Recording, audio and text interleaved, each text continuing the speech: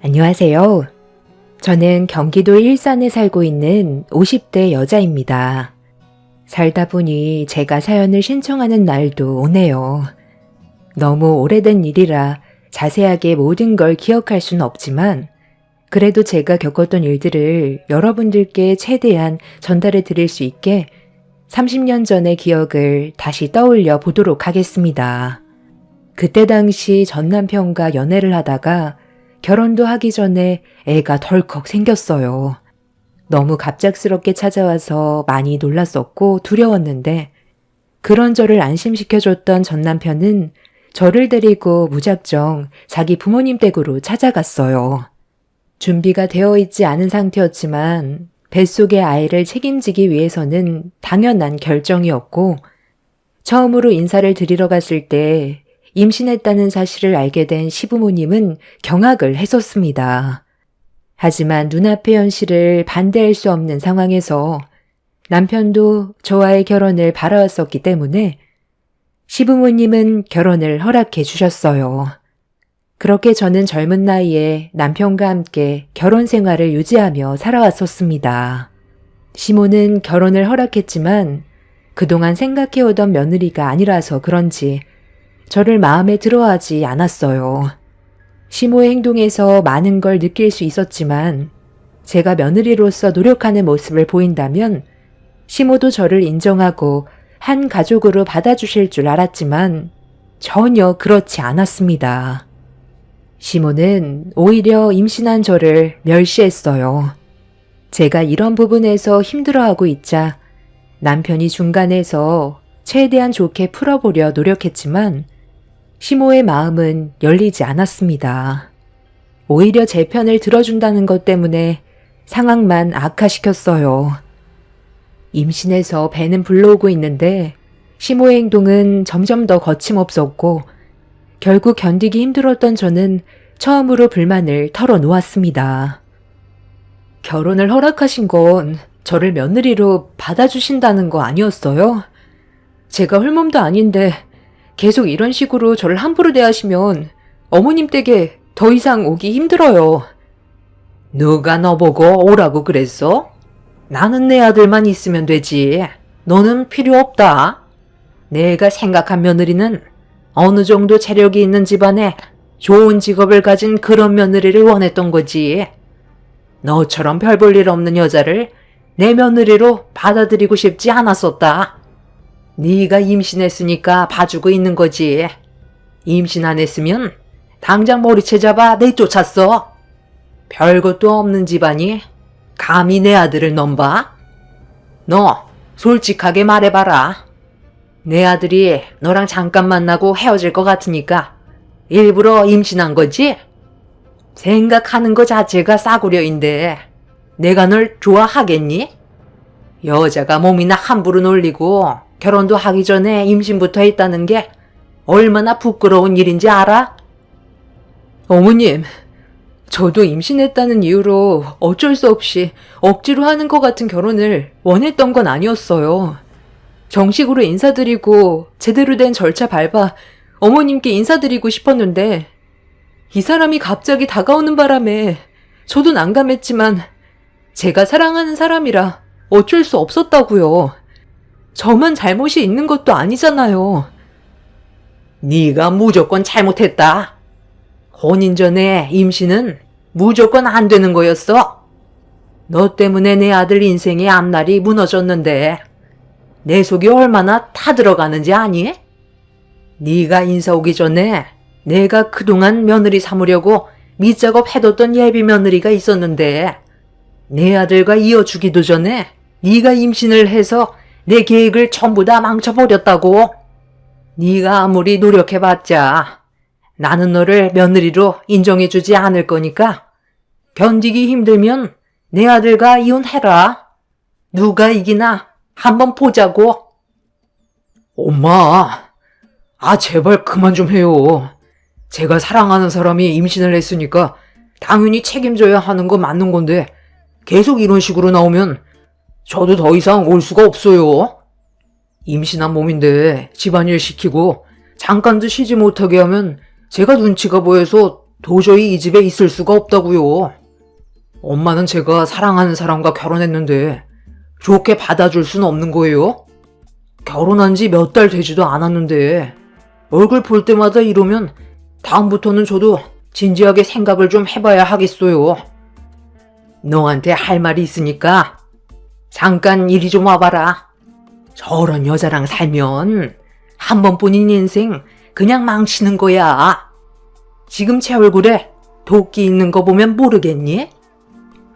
시모는 저와 남편의 결혼을 허락해 주었지만 저를 며느리로 인정해 주지는 않았어요.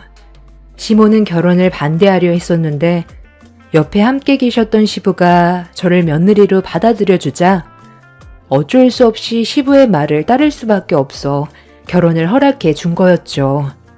아무리 마음에 안 들어도 뱃속엔 시모의 손주가 자라고 있는데 시댁에 갈 때면 그동안 손가락 하나 까딱하지 않고 밀어두었던 집안일들을 쉬지 않고 시켰습니다. 임신한 몸이라 안정을 취해야 되는데 저를 아껴주기는커녕 임신했다고 오히려 증오심만 더 잘하고 있었어요. 남편과 결혼한 지 몇 달밖에 되지 않았는데도 시댁에 가는 게 두려울 정도로 시모의 행동은 저를 너무 힘들게 만들었습니다. 그렇게 저와 한바탕 안 좋은 말들을 주고받다가 중간에 끼어든 남편과 대화 도중 저를 놔두고 시모는 남편을 데리고 방으로 들어가 버렸어요. 한참 동안 방에서 나오지 않고 대화를 하던 남편이 밖으로 나오자마자 저와 눈이 마주쳤는데 제 시선을 피하더라고요. 시모와 단둘이 무슨 대화를 했길래 제 시선을 피하는 건지 알아야 했던 저는 안 좋은 감정을 가진 채 집으로 돌아와서 남편과 대화를 이어나갔어요. 그런데 시모와 방에서 단둘이 했던 대화 내용에 대해 말을 해주지 않고 계속 피하기만 하더군요. 무슨 말이 오고 갔는지 저도 당연히 알아야 될 권리가 있기 때문에 집요하게 물어봤지만 끝내 아무 말도 듣지 못했습니다. 그리고 그날 이후 남편의 태도에 급격한 변화가 생기기 시작했어요. 저를 대하는 행동들이 전과는 많이 달랐고 저를 사랑하고 있다는 감정도 들지 않았었죠. 느낌이 좋지 않았던 저는 남편과 진지하게 대화를 이어나갔지만 이미 저에게 마음이 떠난 것처럼 차가운 말투로 대화를 차단시켰습니다. 그때는 제가 너무 순수했고 남편이 저 몰래 다른 여자를 만나고 있을 거라곤 상상조차 하지 못했어요. 그리고 그때 당시에는 간통죄가 성립이 되었기 때문에 함부로 바람 피울 수 있는 상황도 아니었죠. 그래서 남편이 다른 여자와 만나고 있을 거라곤 전혀 상상조차 하지 못하고 시모의 영향을 받아 저를 차갑게 대하는 줄로만 알았습니다. 시모도 저를 며느리로 받아주지 않는데 남편까지 힘들게 하니 사는 게 너무 힘들더라고요.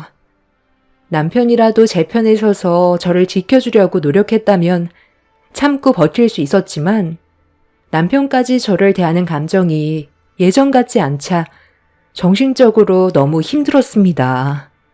스트레스도 많이 받았었고 제 선택이 잘못됐다는 걸 받아들이기 시작했죠. 남편은 저만 평생 바라본다고 했었는데 설 명절날 만삭이 되었을 때 시댁에서 명절 음식을 만들던 도중 한 여자가 양손 가득 선물을 들고 들어왔습니다. 처음 본 낯선 여자가 비음 섞인 목소리로 시모에게 애교를 부리며 다가오자 시모의 입에서 충격적인 말이 터져 나왔어요. 우리 새아가 오는데 많이 힘들었지? 배고플 텐데 서둘러 밥부터 먹자. 얘 철호야, 새색시 왔는데 방에서 뭐하고 있니? 빨리 나와서 반겨줘야지. 예, 너는 우리 새며느리가 좋아하는 꼬지산적 빨리 좀 붙이거라. 내 아들과 새로 결혼하게 될 며느리인데 너보다 능력 좋고 집안 좋고 인물 좋고 어디 하나 빼놓을 게 하나도 없다.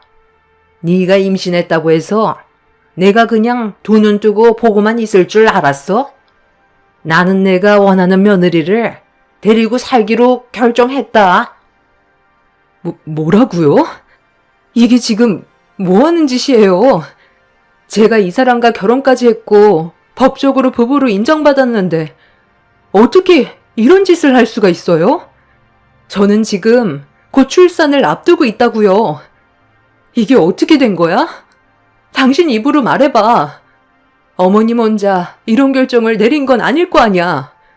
당신도 이미 알고 있던 사실이었어? 나를 버리고 저 여자랑 결혼하기로 결정을 내린 거냐고. 왜 말을 못해? 오늘도 나한테 한마디도 하지 않더니 이런 문제로 내 얼굴을 쳐다보지 않았던 거야? 나는 그래도 며느리로서 할 도리는 하려고 만삭인데도 명절 음식 힘들게 만들면서 좋은 관계 유지해보려고 노력했었는데 당신은 나 말고 다른 여자와 만나고 있었어? 너를 우리 집안의 며느리로 들이기 싫어서 내가 그동안 밑작업 해뒀던 새 며느리를 내 아들한테 소개해줬는데 사진을 보자마자 첫눈에 반했다더라. 이래서 사람 일은 한 치 앞도 모른다는 거야.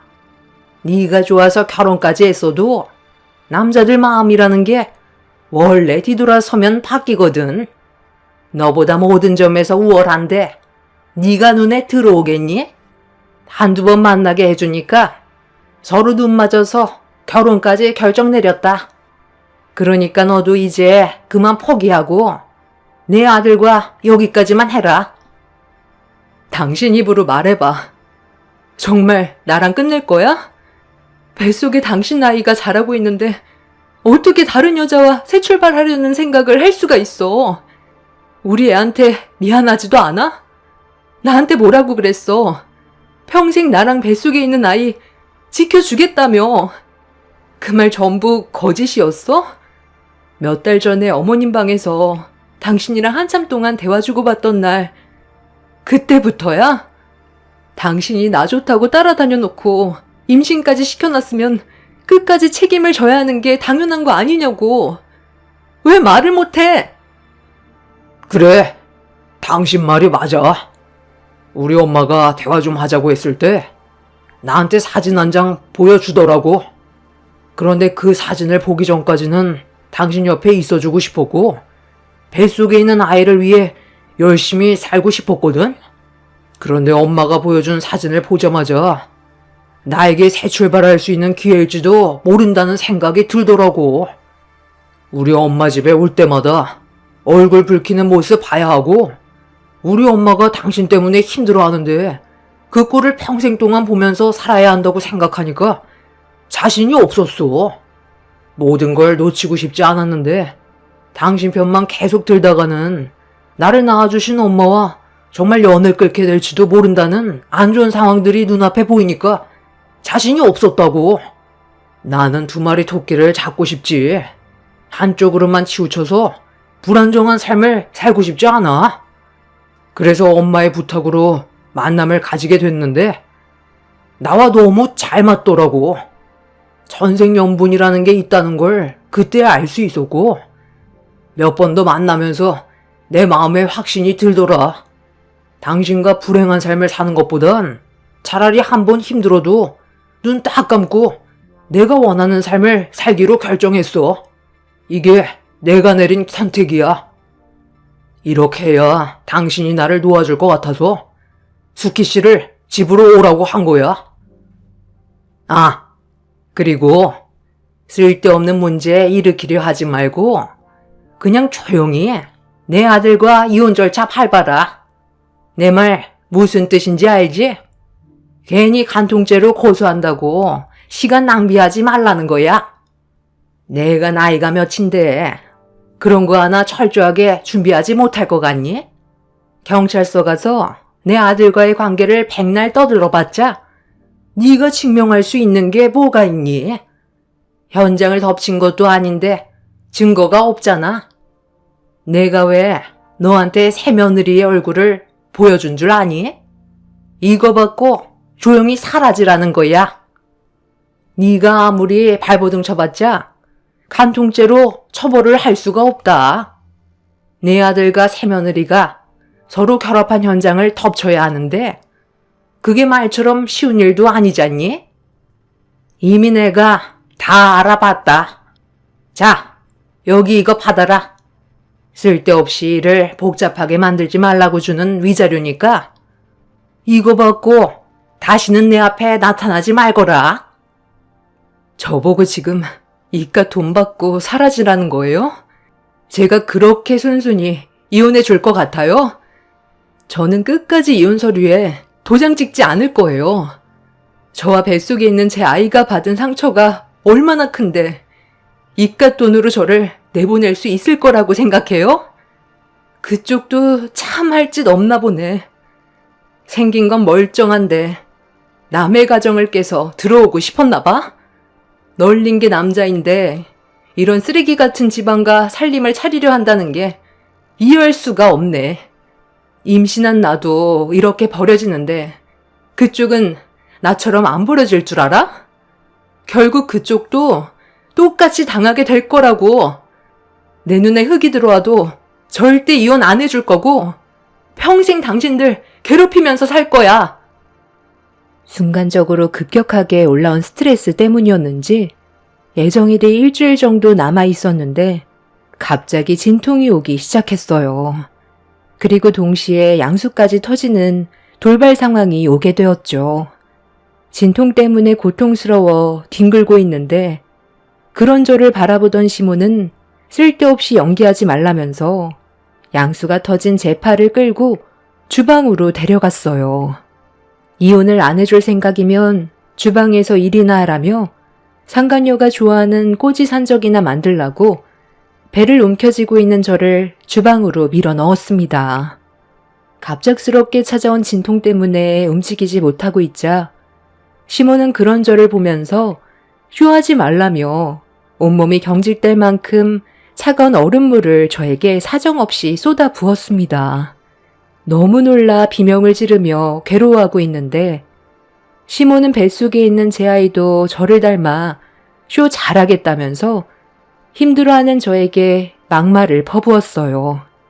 그리고 그런 저를 바라보고 있던 남편은 보란 듯 옆에 있던 상간녀의 손을 잡아 보였습니다. 뱃속에 자기 핏줄인 아이가 있는데 다른 여자에게 마음이 뺏겨 진통을 겪고 있는 저를 도와주지 않고 있는 남편이 인간 같지 않았어요. 시모는 저에게 계속해서 얼음물을 머리 위로 쏟아 부었고 정신이 혼미해질 정도로 힘들어지자 저도 모르게 살려달라는 말이 입 밖으로 나왔어요. 시모는 제가 애원을 하자 남편한테 준비되어 있는 서류를 가지고 오라고 시켰습니다. 시모는 남편이 건넨 서류를 받아 쓰러져 있는 제 앞에 던졌습니다. 정신이 희미해져가는 상태에서 눈앞에 보이는 서류를 힘겹게 바라봤는데 그건 남편과 제가 법적으로 더 이상 부부관계를 원치 않는다는 이혼 서류였습니다. 시모는 뱃속에 있는 아이를 살리고 싶으면 이혼 서류에 도장을 찍으라면서 제 앞에 인주를 밀어주었고 저는 일단 뱃속에 있는 아이부터 살리고 보자는 마음으로 피눈물을 흘리면서 이혼 서류에 지장을 찍게 되었습니다. 그렇게 엄청난 정신적 충격과 진통으로 인해 그 자리에서 정신을 잃었고 눈을 떴을 땐 이미 저는 병원에 있었어요. 저희 부모님은 눈물을 흘리고 계셨는데 제가 정신을 차린 모습을 보곤 아이 걱정부터 할까봐 수술로 뱃속에 있는 아이를 꺼냈다면서 무사하다는 말을 하셨습니다. 부모님도 어느 정도 상황을 알고 계신 듯 얼굴 표정이 많이 어두웠어요. 엄마는 제가 정신을 잃었을 때 한바탕 남편 뺨을 올리고 시댁을 뒤집어 놨다면서 다른 거 생각하지 말고 태어난 아이만 생각하라며 오열을 했습니다. 제가 정신을 잃고 있는 동안 시모가 엄마한테 위자료를 건네주었고 이혼 서류에 도장까지 찍었다면서 시댁에 있었던 일들에 대해 설명을 해준 것 같아 보였어요. 저희 부모님도 화가 머리끝까지 끌어올랐지만 저희 집안이 변호사를 선임해서 시댁을 상대로 고소할 만큼의 재정적 여유가 없었기 때문에 눈물을 머금고 현실을 받아들일 수밖에 없었습니다. 남편과 상간녀를 상대로 간통죄로 처벌을 하고 싶어도 증거물 하나 없었기 때문에 저희가 할 수 있는 건 역부족이었어요. 눈앞에 펼쳐진 현실이 너무 괴롭고 힘들었는데 세상 밖으로 나온 아이를 보게 되니 차라리 잘 됐다 싶더군요. 그런 쓰레기 같은 집안에서 아이를 키우며 사는 것보다 차라리 이혼하고 각자 갈 길 가는 게 오히려 아이한테도 좋을 것 같아 저는 그렇게 남편과 이혼을 진행하게 되었습니다. 저와 같은 연배이신 분들은 간통죄에 대해 어느 정도 아실 텐데요. 현장을 직접 잡는 게 쉬운 문제도 아니었을 뿐더러 카메라를 들고 쳐들어가서 모든 장면을 증거물로 남겨놔야 하는데 그게 쉬운 문제는 아니었고 그때 당시 간통죄는 무조건 2년 이하의 징역을 받기 때문에 남편은 저와 이혼하기 전까지 몸을 사렸습니다. 제가 할 수 있는 건 그 인간이 상간녀와 바람 피웠다는 걸 입증해서 위자료를 받아내야 있었는데 그게 말처럼 쉬운 문제는 아니었어요. 이제 막 태어난 아이를 키워야 하는데 남편이 상간녀와 간통죄를 저지르는 현장을 잡기 위해 쫓아다닐 수도 없는 노릇이었습니다. 그 인간들 때문에 제 시간을 버리는 것보다 차라리 아이 키우는데 집중하는 게 좋을 것 같아 저는 몸이 회복이 된 후로 시댁에 찾아가 보란듯이 주방에 있던 시모와 상간녀에게 재래식 화장실에서 본 똥물을 냅다 뿌렸어요. 법적으로 처리할 수 없다면 이렇게라도 대갚아줘야 속이 후련할 것 같았거든요. 그렇게 저는 진작에 시모에게 받았던 위자료 1,000만 원으로 마무리 지었습니다. 시모도 제가 귀찮게 물고 늘어지는 걸 원치 않았는지 더 이상 연락도 없더군요. 저희 집안은 금전적인 여유가 많지 않았기 때문에 1,000만 원도 소중했었고 그렇게 남편한테 받은 배신을 깔끔히 잊고 털어버리고 살았습니다. 언젠가 다시 만나게 되면 제 딸이 성공해서 멋진 인생을 살고 있는 걸 보여주고 싶었어요. 그래서 이악 물고 제 딸을 위해 정말 열심히 땀 흘리며 살았습니다. 저에게 더 이상의 결혼은 없었어요. 과거에 남편과 시모에게 받았던 치가 떨리는 상처 때문에 새로운 시작을 하고 싶지 않았습니다. 제 딸만 바라보며 살고 싶었고 그렇게 앞만 보며 달려오다 보니 어느새 저는 20대에서 50대가 되어버렸지만 그동안 살아온 삶에 대해 후회하지는 않았어요. 딸과 열심히 노력한 결과 좋은 성과를 거둘 수 있었거든요. 앞만 보며 달려온 삶이 정말 힘들었지만 그래도 원하던 바를 이루게 되었다는 거에 뿌듯함을 느낄 수 있었고 성공한 제 딸의 모습을 보면서 여유도 가질 수 있었습니다. 그렇게 딸과 함께 행복한 인생을 살아가고 있었는데 어느 날 눈앞에 예상치 못한 상황이 펼쳐졌어요. 그동안 바쁘게 살아오면서 머릿속에 잊혀졌던 과거의 일들이 다시 떠올랐고 저와 마주친 그 인간들도 많이 놀랐는지 당황스러워하고 있었습니다. 그런데 상황이 예전과는 많이 달라져 있더군요. 당신 맞지? 아니, 이런 데서 당신을 보게 될 줄 몰랐는데. 정말 오래간만이네. 그동안 어떻게 지냈어? 아직도 그때의 얼굴이 그대로 남아있네. 우리가 다시 얼굴 본 게 한 30년 만인가? 그런데 어디가 아파서 온 거야? 겉모습을 봤을 땐 그렇게 안 보이는데 여기에 누가 입원해서 병문안 온 건가? 나는 오늘 어머니 약 받으러 왔거든. 여기 병원에서 지어준 약이 그래도 어느 정도 효과는 있어서 항상 약이 떨어지면 오고 있어.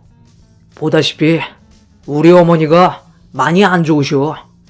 어머니, 기억 안 나세요? 기억이 왜 안 나?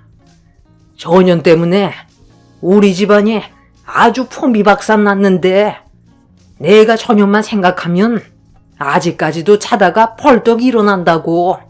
꿈에서도 마주치고 싶지 않은 얼굴인데 여기에서 만나게 될 줄 누가 알았겠어? 병원에서 나올 때까지만 해도 그래도 기분이 나쁘진 않았는데 저년 얼굴을 30년 만에 다시 보게 되니 그때 일들이 다시 떠오르는구나. 첫 바늘을 잘못 깨는 바람에 내 아들이 지금도 혼자 살고 있다. 여자만 만나면 그년들이 우리 아들 등쳐먹고 돈만 빨아먹고 가서 지금까지 혼자 살고 있다고.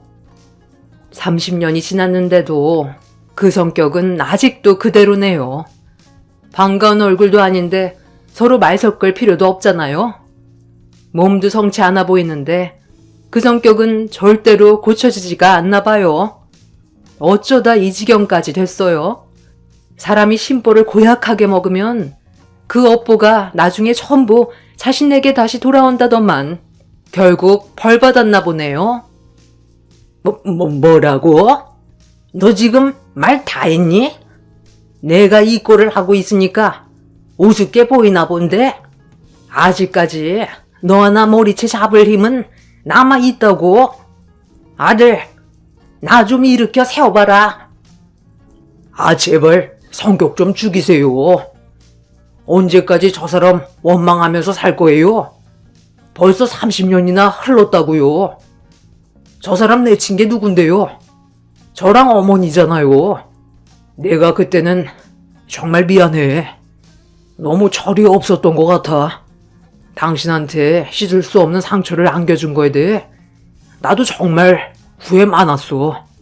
당신 내쳤을 때 옆에 있었던 그 여자는 나랑 결혼할 줄 알았는데 마음이 싹 바뀌어선 더 능력 있는 남자가 접근했다고 나를 버리더라고. 결국 당신이랑 이혼하고 그 여자한테까지 버림받았는데 우리 어머니가 또 다른 여자와 선자리를 만들어줘서 관계를 잘 이어나가다가 결정적일 때 결혼의 문턱까지 가지는 못하더라고. 무슨 이유 때문인지 모르겠는데 만나는 여자한테 물질적으로 퍼줘도 결국 결혼은 할 수 없었어. 그리고 우리 어머니 건강에도 문제가 생겨서 결혼은 아예 꿈도 못 꾸게 되었지. 당신도 보면 우리 어머니가 많이 심각하다는 걸 알 거야. 이게 희귀병이라는데 벌써 20년 가까이 앓고 있거든. 후천성 스포성 표피 박리증이라고. 온몸에 물집이 잡혀서 피부가 벗겨지고 완치가 불가능한 병이래. 처음에는 손이나 발에 조금씩 물집이 잡히던 게 어느 순간부터 온몸 전체로 올라오길래 단순히 넘길 문제가 아닌 것 같아 큰 병원을 찾아갔는데 희귀병 진단을 받게 된 거야. 그리고 지금까지 물집이 터지고 피부가 벗겨졌다가 다시 아물고를 반복하고 있어. 요즘에는 어머니의 건강이 많이 약해지면서 좀처럼 회복이 되지 않고 병이 더 악화되고 있는 중이야. 이런 삶을 살고 있는데 어느 누가 나랑 결혼을 하겠어. 다 내 업보인 거지. 엄마, 오늘은 일찍 왔네요. 저 아직 예약 환자가 몇 분 더 있어서 좀 더 기다려줘야 할 것 같은데 괜찮죠? 요즘 피부질환 문제로 환자분들이 너무 많아서 정신이 하나도 없어요. 한 1시간 정도면 끝날 것 같은데 그때까지 저기 좀 앉아 계세요.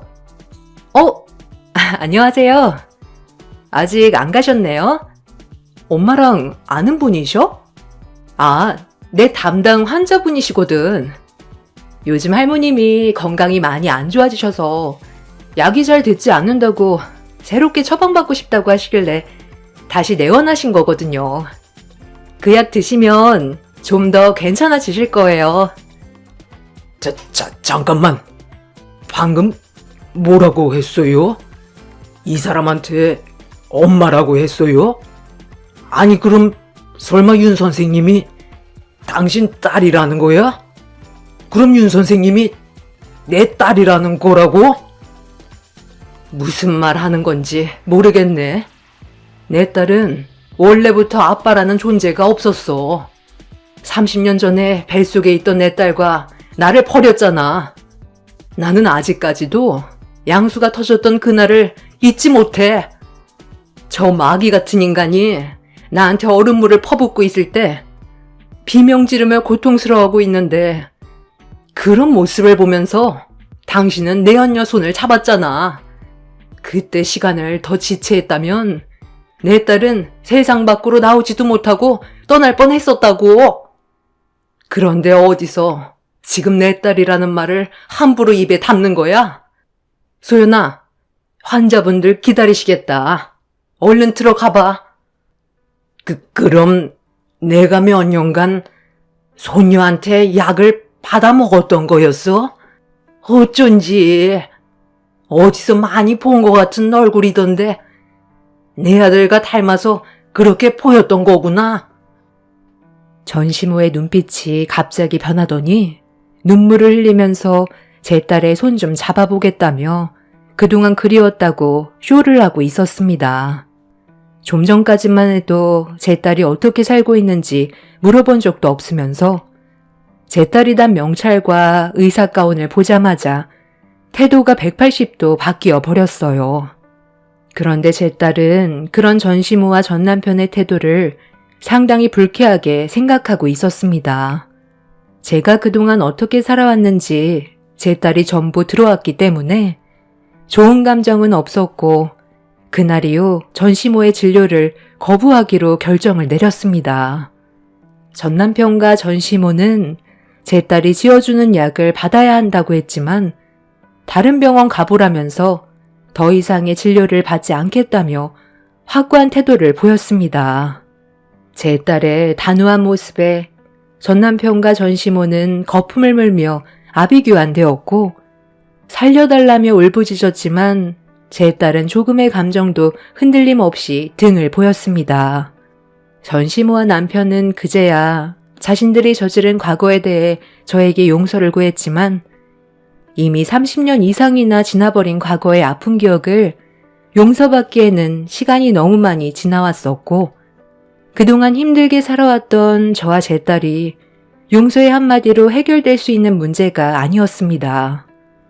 30년 만에 그 인간들을 다시 만나게 될 줄 꿈에도 몰랐지만 상황이 180도 바뀌게 되자 무릎까지 꿇고 살려달라고 비는 게 참 한심했습니다. 과거에 그런 행동을 하지 않고 좋은 관계를 만들어 나갔다면 지금 같은 상황은 오지 않았을 텐데 본인들의 미련한 행동으로 인해 과거를 후회하는 모습이 참 덧없어 보였어요. 제 딸은 그날 이후 전시모의 진료를 거부했고 전 남편은 제 딸의 병원에 하루가 멀다 하고 찾아와 용서를 구하고 있습니다. 하지만 그 모습조차 저는 거짓으로 보였어요. 제 딸을 벗겨먹으려는 것 같은 느낌이 강하게 들었거든요. 아니나 다를까 얼마 전엔 딸에게 와서 빚 8천만 원만 갚아주면 다시는 찾아오지 않겠다며 뻔뻔하게 돈을 요구했다고 하더군요. 딸은 당황하지 않고 그 자리에서 바로 경찰을 불렀다고 하더라고요. 어쩜 인간이 세월이 지나도 그렇게 뻔뻔할 수 있는지 지금은 그냥 무시하고 지내고 있지만 갑자기 마주치게 된 그 인간들이 집요하게 달라붙으려 하고 있어요. 아마 제 딸이 의사라는 이유 때문에 많은 걸 도움받으려고 계속 접근을 시도하는 거겠죠. 희귀병을 앓고 있는 전시모가 과거의 자신의 악행을 평생 후회하면서 살았으면 좋겠습니다. 지긋지긋한 악연 또다시 반복되지 않았으면 좋겠어요. 제 딸의 인생까지 망치게 하고 싶지 않아 단호하게 행동할 생각입니다. 모든 분들 건강 유의하시길 바랍니다. 감사합니다.